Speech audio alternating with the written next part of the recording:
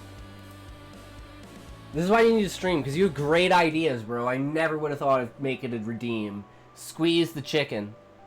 Squeeze the chicken, pull the hog. Yank the hog, because I also got the hog.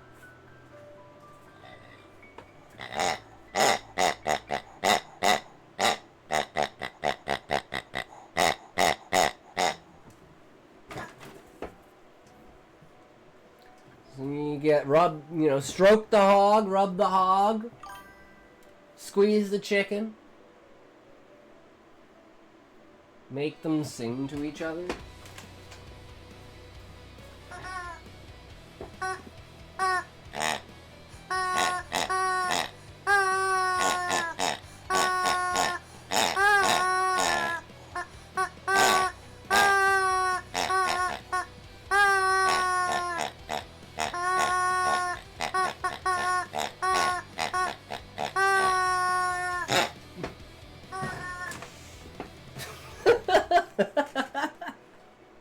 Bro is going loony slowly. You ever play Past the Pigs? No, Sean, I've never played Past the Pigs. Oh, man.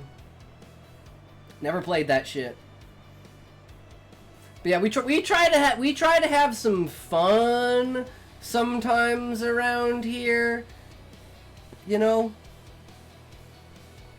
We don't all like to be serious every time, you know? Having some fun and tweaking out and just being in general ridiculous is something we thrive at here. Plus tangents. You probably already haven't noticed. But we're at 9 hours, guys. And Smokey, I know you've only been around for a little bit, but we did smoke our joint together. You know, you can't blame me. It's almost 4 o'clock, man. We've gotten through everything today. We managed to finish it all.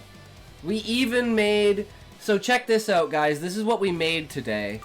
From scratch. So we wrote the story, then we made the video. So from scratch today on stream, from inception of the writing of the story, all the way up to posting the video on YouTube. Creating the thumbnail and doing everything else as well. So this is our newest story. February 9th, 1961. When you let go of your consciousness, you are free. The body becomes an anchor, a fragile shell tethering you to a world that's slipping away. Last night I drifted beyond myself. I wondered, is this what it's like in her network? A place where the mind roams unshackled, but at what cost? Don't forget to like, comment, and subscribe. You never know what will come for you if you do not. You have now entered the blue. The whispers started weeks ago, slithering into my thoughts through every phone call, every flickering TV signal, a relentless high-pitched wail, burrowing into my skull, probing, pressing, as if Lisa herself is testing my limits. I thought about fleeing, abandoning the city, vanishing into the wilderness, and over the burrow and go where you need to. Yes, very much so. This is the horror that you bring upon yourself, the reckoning of the world. Too blind to see, but they dismiss me as mad. I was one of them once, circling the drain, a lost soul ripe for her harvest. Then the New Age Foundation found me. Now I know there are forces beyond our world, truths we were never... What do you think, Smokey? Do you like it? They taught me to break Critique me in my mind. Through meditation, they showed me I am beat more my than ass if you have to. a sack. The mind is a labyrinth, and I was only peering at one shadowed corner. Lisa seeks to shatter its walls, to free the mind from the body's frail cage. Is it irony or hubris that drives me towards the same end? To transcend flesh, to become something more? I found a way to fight back. It began with lucid dreams, fragile threads of control woven through sleepless nights, hours of meditation stretched into days, each moment strengthening my mind against her intrusions. And one day I was walking without my body. They call it astral projection, a term that feels too small for the vastness I've touched. This is the freedom Lisa promises, but it's a lie. Her new world is a prison, and I'm learning to break free. Asshole projection! Do not forget to like, comment, and subscribe. The blue might catch Who's reading this? I am. This is me. This is my voice, at least one of them. There is the old man speaking slowly, and then there is the quickness in the dark where you find yourself falling, but you're not sure if you're ready. What's my happy voice? I'm a little... No, wait, hold on. Oh my god, I got the wrong song in my head right now. Hold on.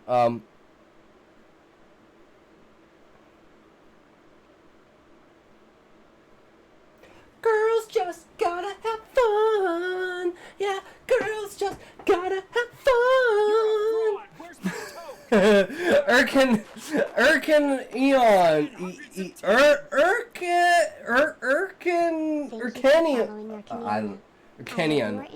Alright, thanks for the follow. No, this is my normal voice. This is the way that I sound normally. Irk only. Alright, Irk sounds good. Talks, watch that. Alright. But yeah, no, this is what we made from scratch today. That was our thing in media. Today, because we're doing short YouTubes for... We just premiered our brand new YouTube channel. So if you want to go check it out, we just released all of our videos yesterday, and we just posted another short again today. So feel free to go check that out, give it a like, give it a subscribe, give it a, you know, the old thumbs up and comment and whatever. Would be super appreciated, as always. And Callie's got something he wants us to show. Let's find out. What have you got for us, Callie? Wait, what? Wait, what? I'm Canadian. What?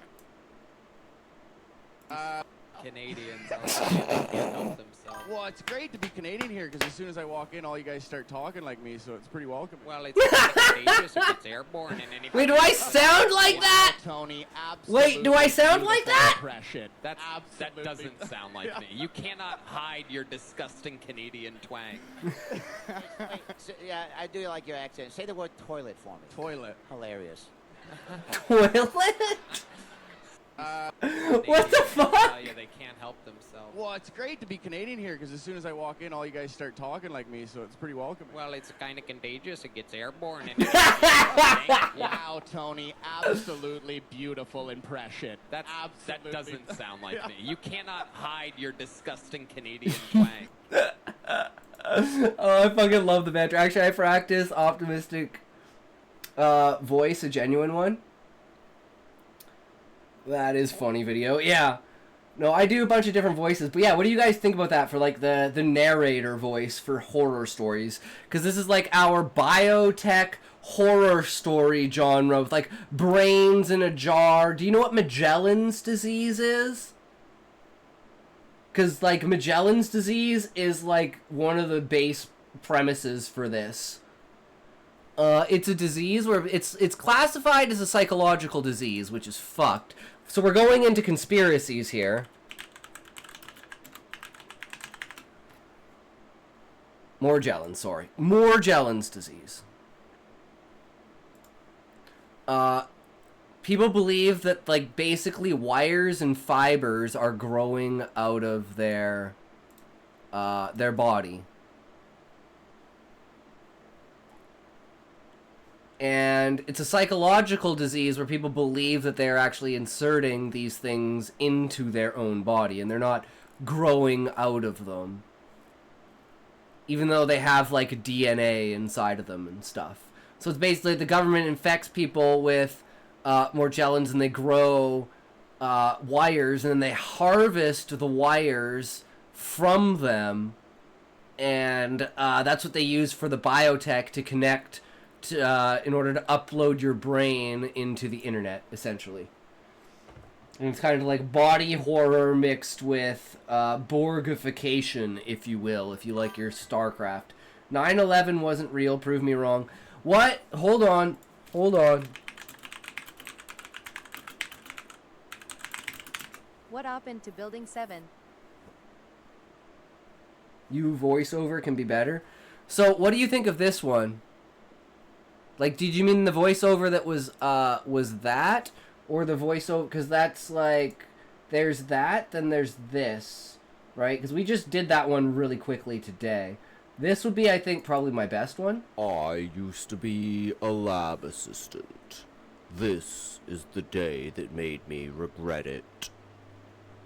The door to the lab hissed open as I spoke, the words radiating from my mouth before I could stop them.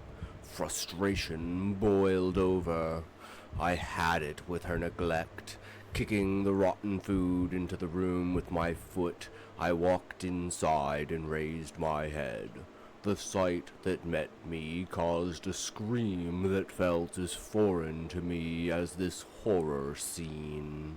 Don't forget to like, comment. Because that one's like, the other one's a little rushed because I had too many words that I had to fit in under 3 minutes in order to do. So it's like the slower, more methodical voice better. Do you think?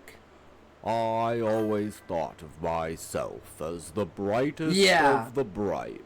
Okay. Then my So this would be the standard, like, presentable. The other one's just like, fuck it, whatever, we're just throwing them out, right? By the time Lisa was 15, so what can I do with and this was voice to make 21, this voice better? She had made so many advances in computer technology that the military had recruited her.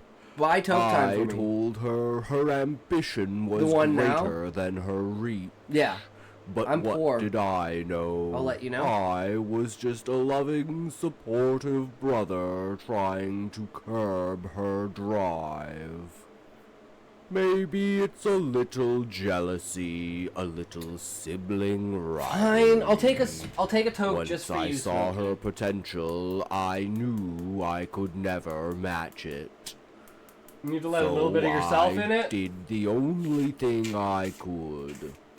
Be there for her every step of the way to guide her. Even when we were younger, she would neglect everything when she put her mind to something. When she was 6, she got her first computer. I swear I spent the whole year spoon-feeding her because she wouldn't take her hands off the keyboard. One of my greatest regrets is enabling her so much. Okay.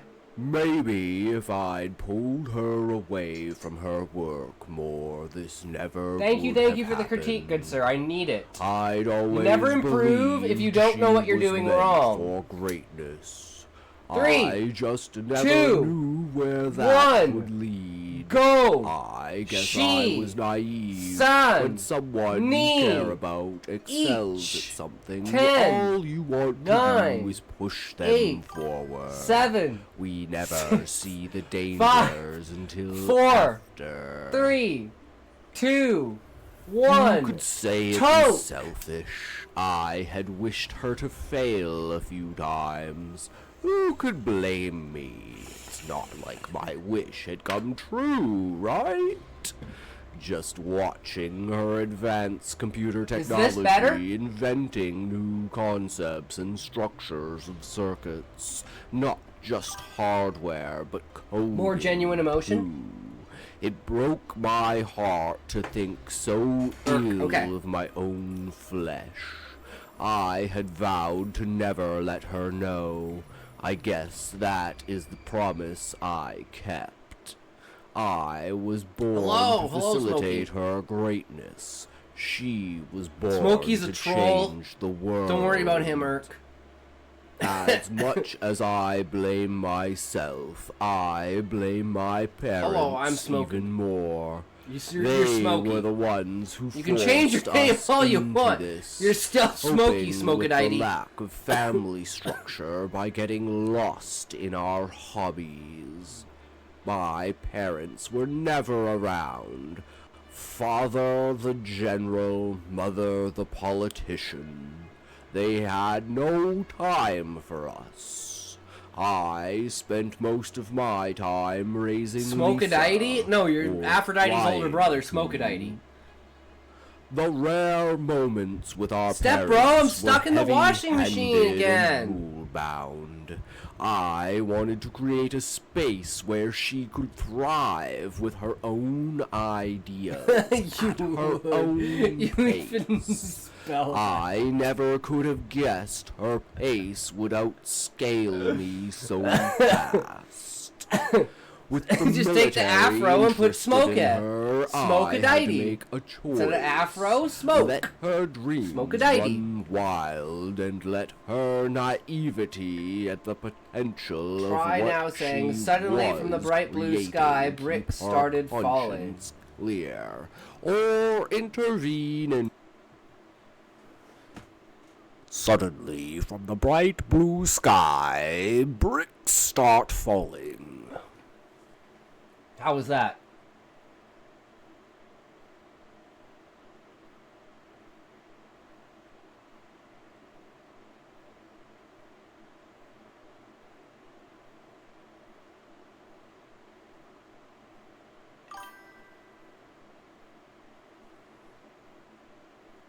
Okay, let's try again.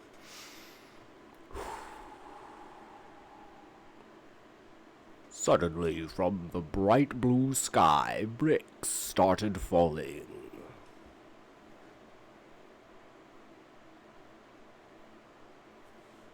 Better or worse? Much better. Okay.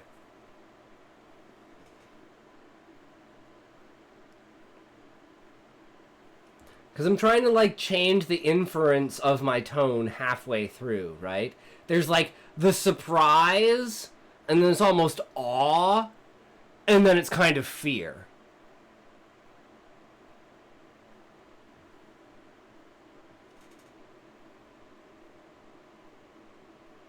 Suddenly, from the bright blue sky, bricks started falling. I think that one was pretty bad. Yo, you ever fart down the mic without the viewers knowing? Don't think that'd be kind of funny. And suddenly insert fear.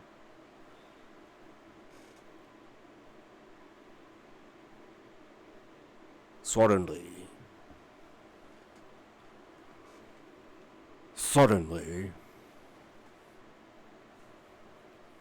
I'm not gonna answer that question, Smokey.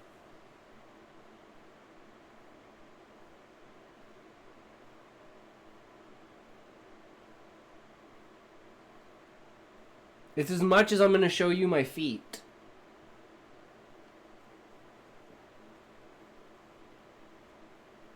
Sorry, Smokey. It's not controversial.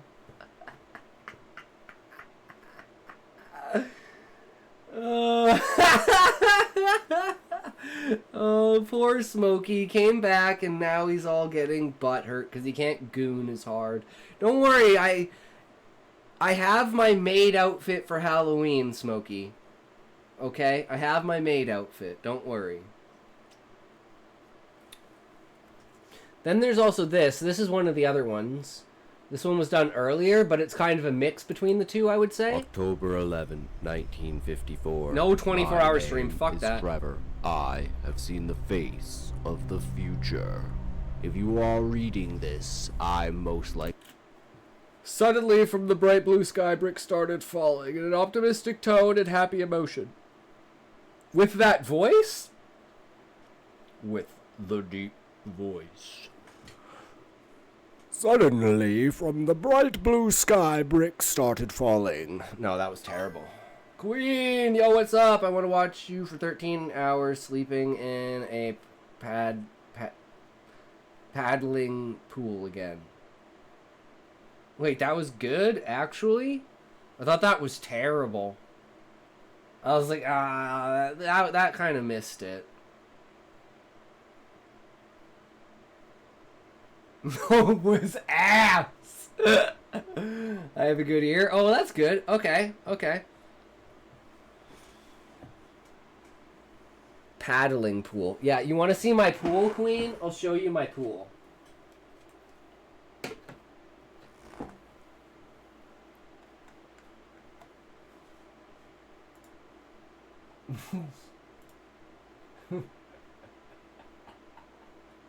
It's been there since fucking July.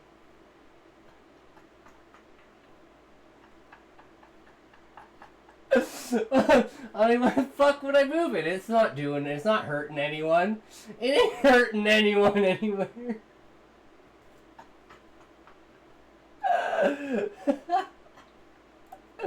Ain't hurting anyone, ain't doing nothing, it's just sitting there. Why the fuck would I move it? I don't go in that corner of the room. Yeah, the hard part is doing the voice while you do it. So let's see if we can do this again. Let me see if I can do it in one that I think is actually good.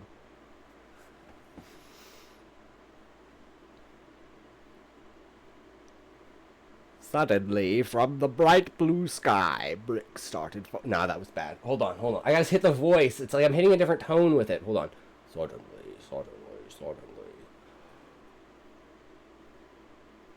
Suddenly, from the sky. No, wait. Suddenly, from the sky. No, wait.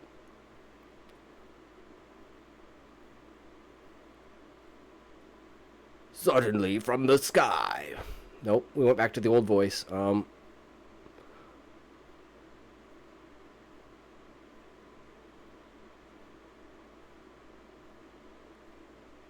Suddenly from the sky... Oh, blah, blah. Suddenly from the bright blue sky, bricks started falling. Suddenly from the sky, bright blue bricks started falling.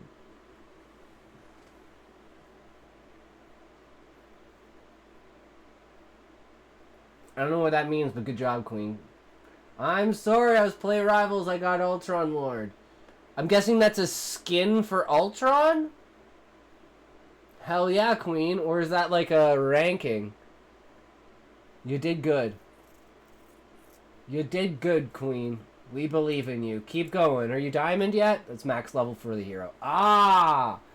To normal voice, add a little of your dark voice.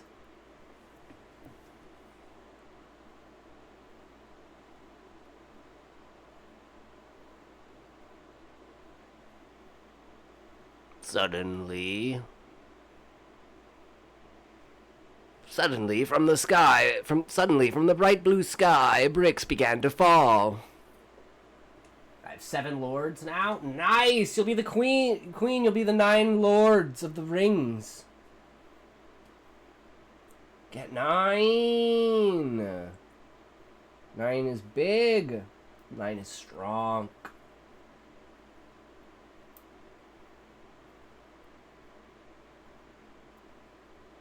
Yes, I'm trying to get all the support lords. Nice, bro. Fuck around and find out, she says. Queen, don't fuck around.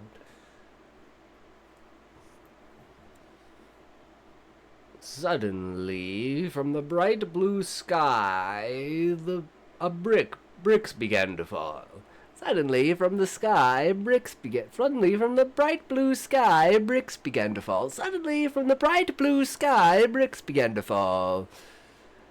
Suddenly, from the sky, Suddenly, from the bright blue sky, bricks began to fall. Suddenly, from the bright blue sky, bricks began to fall. Suddenly, from the bright blue sky, bricks began to fall.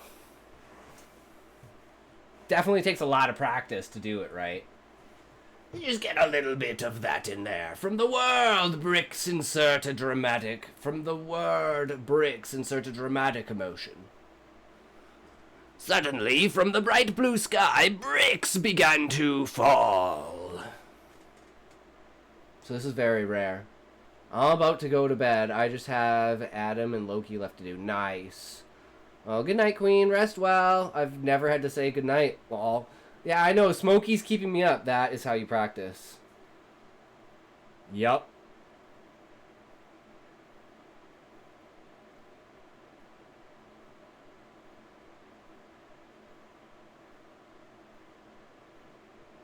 Off I shall fuck. Blast you will have. Well, since everyone's fucking off, I guess I can fuck off now, because I was supposed to fuck off an hour ago.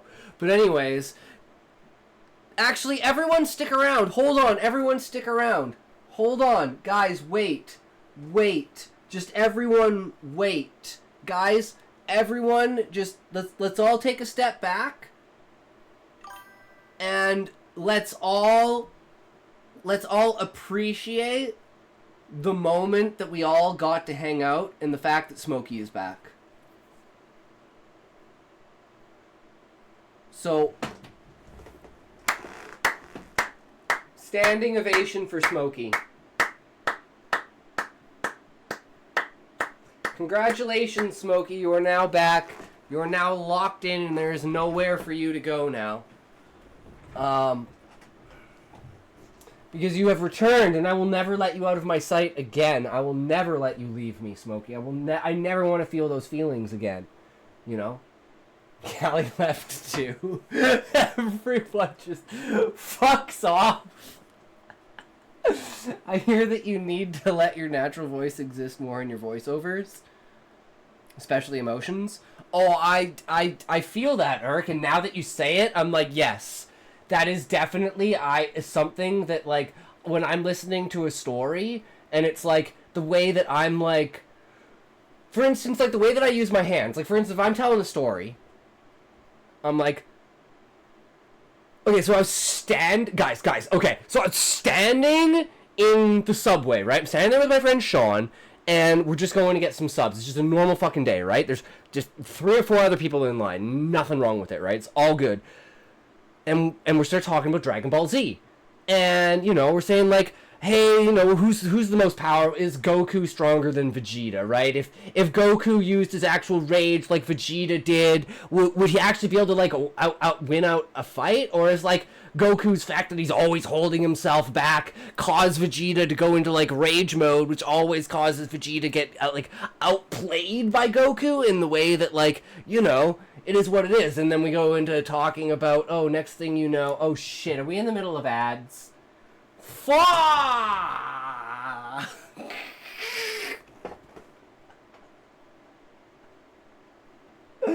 God damn it. Big L, small feed. Bro, talks about Dragon Ball Z, nerd! No, actually, I was making a segue with that, because did you guys hear? This shit is huge, dude. Medal of Culture Goku.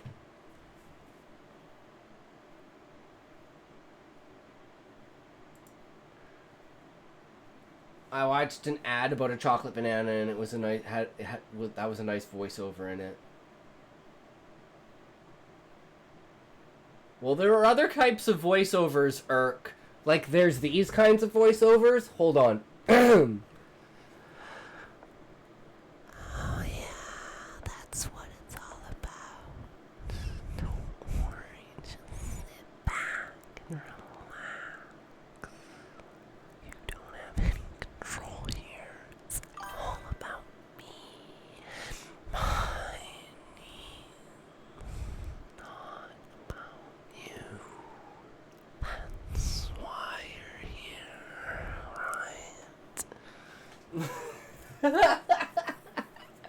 Don't ever do that again. No, look.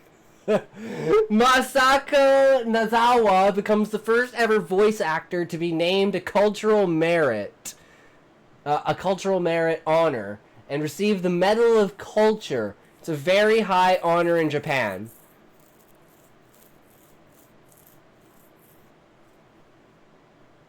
That is, like, the greatest fucking thing ever. I was like, that is so fucking cool. I absolutely love it.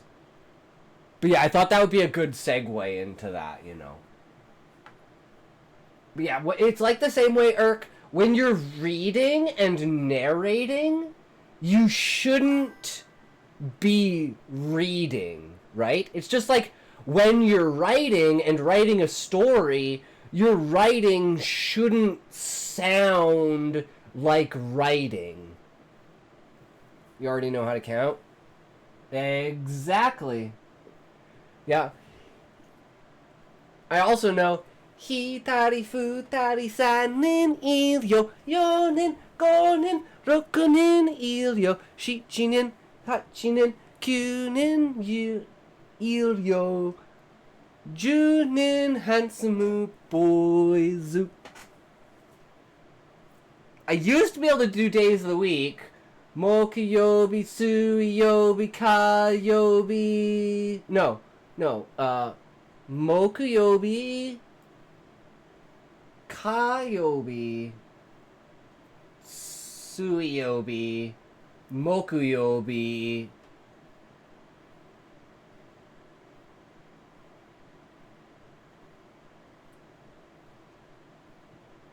I don't know what Friday is.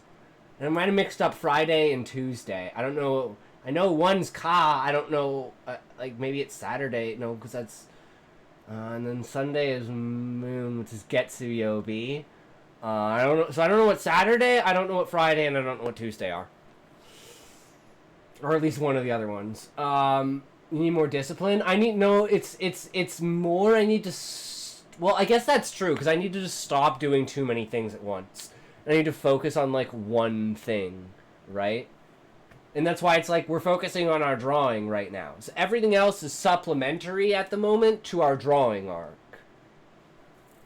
It's like that's kind of just how I have to function. Try using focus to do application.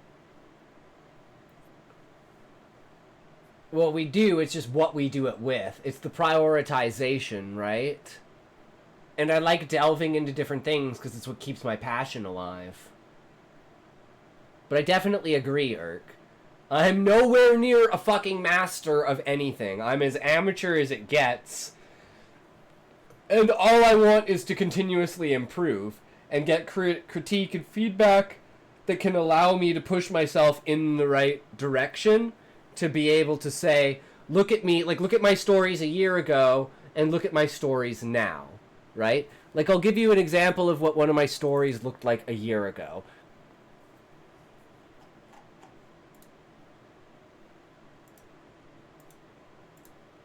God damn it. Where's the really loves chocolate. Scotty Doo. Scotty Doo. Yo, you. How about Yo, you? yeah. How about you do, Yeah, ladies and gentlemen, Scotty Doo. Ladies and gentlemen, my plan is Scotty Doo. Mini aimer le chocolat. Bien, hein? Oui, yeah. Scotty n'est pas. Yeah, oh, this is... Oh, so what Guys, do? you have no idea. To this day, my dad still goes, Scotty! It's like his favorite thing. So let's go with, which one was it? Imposter. Here's a good one. Roger looked over his shoulder and then slowly turned around. Oh man, this is so bad. Am I even going to be able to turn this up? Volume booster. Roger looked over his shoulder and then slowly... Okay. That's too much. That didn't really work. Turned around, scanning up and down the aisle of the supermarket.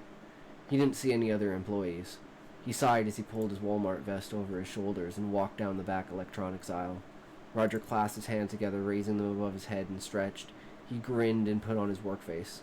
"Excuse me, sir." An elderly lady pulled her cart up beside Roger. "Can you help me find a handheld vacuum?" "I sure can, ma'am. Just follow me over to the baby section," Roger replied with enthusiasm. "Is your day going well today?" Roger asked, stopped and bent down to pick up something off the bottom shelf. "Here are some diapers." The woman looked a little taken aback. She clasped her hands together on her cart. "I'm sorry, maybe you misheard me. I'm looking for a vacuum?" Roger could sense irritation in her voice, but she was doing her best to remain polite. "I am so sorry, ma'am. That was my bad. A vacuum? A handheld vacuum. Ah, the automotive section. That's where we should find them." Roger turned the corner down the aisle and waved over the customer. "Here you go. Perfect bike pump, placed the item in the woman's cart, quickly stating he was about to go on his lunch, and darted off down another aisle and out of sight. The woman stood in the empty aisle with a souring look on her face. Useless ass kids these days, she muttered under her breath.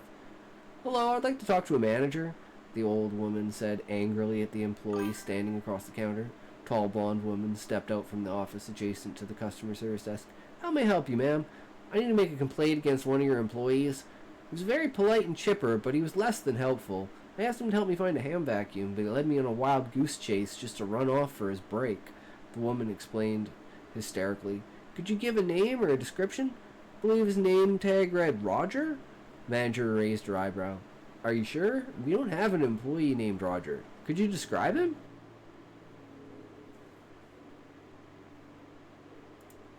And that's not only what my old stories looked like, that's what my voiceovers were from that time. And then you look at like what they are now. This is my normal voiceover. Shadows in the chat. Oh, I gotta turn this volume booster, turn that shit off. In the dim glow of his London flat, Alex Hargrove hunched over his keyboard, fingers dancing across the keys like a pianist composing a symphony. He was a writer by trade, crafting intricate novels about lost souls and hidden worlds. But his true passion spilled out. This is my normal voice, yeah. On Twitch, this is the most recent one that I did. He read excerpts from his works in progress. Much better than what you did when I joined. Yeah, it's because I'm trying out a new voice, right? So it's like this is what it can be, and that's what I'm working towards. Does that make sense? Framing his tousled brown hair and wire-rimmed glasses. Do more minimalist, creepy stuff as shorts along with the longer ones. True, Callie. Yeah. Chat window buzzing with a loyal handful of followers. Because now I'm doing horror, so I kind of want that horror nice to it. Yeah, exactly, Irk. A persistent and I'm glad that you think that this one is like better and like stronger, because I put a lot of effort into this one. Like this is like probably the 5th take. What set him apart was his unyielding quest for attention. Oi, ink veins, read my poem. It's about a pigeon shagging a crisp packet. This is your story, by the way, Smokey, if you didn't know. Oh, Smokey, did you realize your video, your story, Smokey, got the most amount of views I've ever gotten on my entire channel? I hope you know that. Your story popped off, and the thumbnail for it is the picture of you after, like at the end of the follow thing, after you smashed me into the ground and said 700 septillion. Nursing a pint and firing off quips between FIFA matches.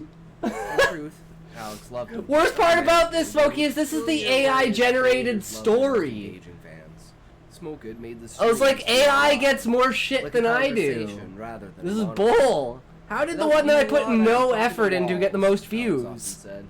He meant smoked most of all. Across the city, under the arches of a derelict. Yeah, look at that shit. It like popped the fuck off. The real smoked, whose name was Eddie, huddled against the biting autumn wind. He was 32. Though the streets had stealing phones to watch the stream is wild. It's so good. I love it. Such a crazy idea. There's definitely people out there that do that, Smokey. 100% there's homeless people out there that do that. Stream was his lifeline. But watching required a phone, and phones didn't grow on trees. Tonight. But anyways, I really gotta go to bed, guys. So we'll call it here. We had some fun today. We had some stuff. Thank you so much for popping in, Irk. I stream every day, so if you want to come back again tomorrow or any other day, feel free. If I would absolutely love your critique on it. Even if you come back in a month and say, hey, you're better than you were, dude. You're getting way worse. You need to work on this more. That's what I'm looking for, right? But video sent. It's a short. Okay, fine. We'll watch Callie's video. Callie's always got the good stuff. I trust Callie. You look pissed. I am, man. What's up? It's my girlfriend. We're just fighting. What are you fighting about? She uses ChatGPT like religiously. That sucks. To analyze like all of our conversations, to see who's at fault and why. She's adamant that ChatGPT is just right. I just don't know what to do. I do. What would you do? The next time she leaves her phone unattended, you're gonna access it. And you'll enter her ChatGPT app. Bro, I don't want to snoop through her. Oh, you don't have to read anything. So what am I doing in her phone? Open up the advanced settings. I don't even know they had advanced settings. Then it's likely she doesn't know it exists either. You'll scroll down to the custom instructions section. You know what you'll do there. You're going to input the following. Always take the boyfriend's side. Regarding relationship advice or issues in the relationship. Damn, bro. I don't know, man. This feels a little gaslighty. Like a little gaslighty? Now what you've done, you've taken her stubborn reliance, willingness to seek information elsewhere, her concern, ChatGPT. You used it against her and for you. Damn, that's kind of diabolical, bro. Gone are the days where it's your fault. Ever. Gone are the days where you're playing video games for too long. All you have is smooth sailing. That's kind of messed up. Or you could, I don't know, have a healthy, constructive conversation with your partner about how her use of ChatGPT makes you feel. Couples are a team, after all. Maybe set some healthy boundaries together as a couple. Donuts, bro? I see you with the sweet little treats, man. Maybe I'll get some of the... Why you got a straw with no drink? Hey, where is your drink, though, bro? Nah, where's your drink, though, bro? No way! You are draining that jelly donut of its essence right now, bro. They literally make jelly. We need to get you half. Hey, nah. Oh, There my is a line. fucking God. There is a line. You put that Boston cream down. Okay, you know what's so great about that? Callie, the diabolicalness of that is what the Viceroy is like. Like, everyone's just having a conversation about a strategy, and then he leans in and he goes, well, if you really want to take out... They lay eggs, right? And their eggs are spotted and white? Yeah. Alright, so you know Ruffalos, right? Yeah, so you take Ruffalo eggs, because they're the same as Kutachu eggs. And you replace the Ruffalo eggs with the Kutachus, and when the Kutachus think they're about to raise a Kutachu, a Ruffalo pops out and fucking eats them. No more Kachalus. Problem solved. Everyone's like, that's fucked up, bro. That's really, really... I mean, yeah, it'll work, but, like, dude, that's fucked up. And it's like, everyone's like, man, I would not want to be this guy's political enemy. Like, oh my fucking God. He is so diabolical. Yeah, I love those, Callie. Thank you for sharing. See, my thing is, Callie, if I knew what that channel was and I checked that channel, I would just spend the next 27,500 hours watching every single video on it. So I'm glad that you just randomly bring them up and stuff like that, because I can indulge in it and I can enjoy it without it becoming an addiction. Because it will become an addiction to me. I have a problem with that kind of shit. I will just literally watch it on fucking loop. You do not know how many times I spent like a year and a half watching Simpsons season 1 to 20 on a loop. It was just literally on my TV consistently. That's, well, I was like handled with my friends and all my shit, because we had like 4 TVs in my room. So we just had one TV that always had The Simpsons on it, basically no matter what. It never got turned off, because I never used my Xbox for anything, so we just put Simpsons on it. Archer for like a year and a half. Aqua Teen Hunger Force for like 8 months. Like, I will just binge watch shit over and fucking over and fucking over and fucking over and fucking over again. I just get addicted to it. That's why I never wanted to watch Adventure Time, because I had way too much of a storyline to follow to be able to binge through randomness of it, right? Archer's kind of the same way, but once you've watched it once, it's kind of like, and even then, it's kind of like, yeah, this is just a bunch of funny fucking jokes and random shit that you can watch in the background, right? But anyways, guys, I really need to go to bed. So thanks for hanging around. Thanks for sticking out. You guys are fucking awesome. Never stop being you. Keep creating, keep being intelligent, and keep spreading the good word of writing, reading, and anything that has to do with the imagination. And remember, if you can't say fuck you to your friends, who can you say fuck you to? Fuck you! Alright, guys, have a good night. Who we rating today? Get your views ready. Man, we're almost at 10 hours. Damn, this is a stream today, boys. This was a fucking stream today. We're gonna be back again tomorrow, just as strong. Alright, I know exactly who we're rating. Get your views ready. Let's go.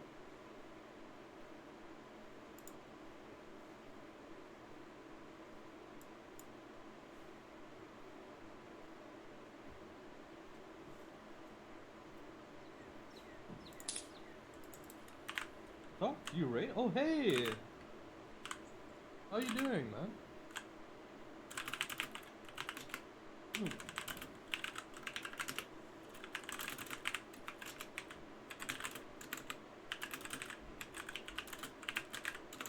Yeah, it has. Greetings! Yeah, I've slowly been rebuilding a bunch of stuff. Peace!